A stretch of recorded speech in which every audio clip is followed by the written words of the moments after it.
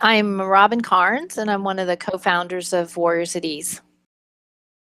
So I worked with a guy at Walter Reed who came in and, as often they did, told me the very first day that he would never be able to do any of the things I was asking, and that his mind was way too busy, and he had no inner resource because he'd never felt safe in his whole life. And I said, well, I completely get it. We'll keep working on having the inner resource come to you. And, are you willing to, to try to see how this goes? And if it doesn't work for you, that's fine. He's like, okay. Believe me, he had tried a lot of things, so he's pretty desperate. And the first day, about 15 minutes into the guided eye rest meditation, he sat bolt up. He was laying down. He sat bolt up and just started rocking back and forth very, very, very vigorously. And I went over and I, did all the things that, are the text, the things that we recommend people do. I asked him if I could touch his arm. I asked if he could go, find any safe place in his imagination to go to. I asked him to open his eyes and describe to me what was going on, and the rest, describe to me what he saw around him. And he kept his eyes closed with his hands over his eyes. And so basically I just put my hand on his arm and held it there when he rocked back and forth for about 20 minutes, and continued running the class with the rest of the class.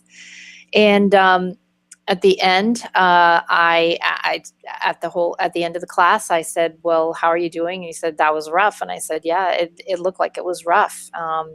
And I said, well, I can't promise you what will happen tomorrow, but would you be willing to come back again? And he said, yes, ma'am, I will. And so he came back the second day, and almost the same thing happened again the second day. And I have to say, it was testing my faith that, I wasn't putting him through something that wasn't going to be worth it to him. But I trusted the process and I trusted the practice, and he rocked and he rocked. And at the end, same thing. Would you be willing to come back again tomorrow? And he said, yes, ma'am, I will. And the third day he came back and he lay down, and I have to say the courage just blew me away to, face right into that again. And after about 15 minutes, I heard him purring very softly in the corner, on his mat. And he was in a deep, deep rest.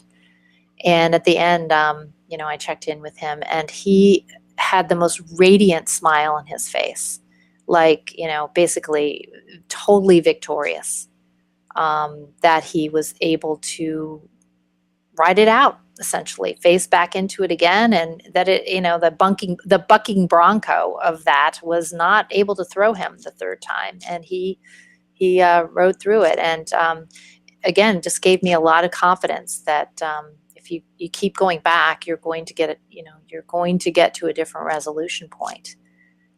Some people will say no, and that they don't want to try it again, and you have to respect that. But you can ask, and he did, and he was able to get. And from that point forward, he had very, very restful, restorative practices every day. What is an abreaction? How would you define or describe an abreaction? Abreaction is a word that sounds a little daunting, I think, to a lot of people. Like it's abnormal or something, but it's actually not abnormal. It's a clinical term that essentially means an emotional release.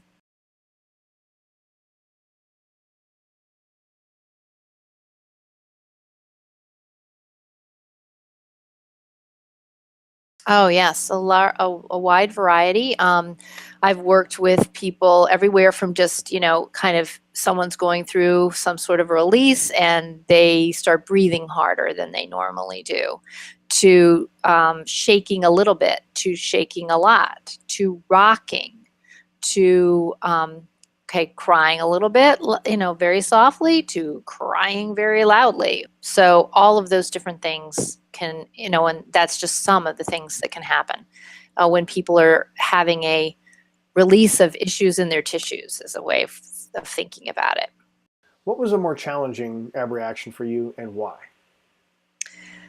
I think one of the more challenging types of abreactions is when people have panic attacks.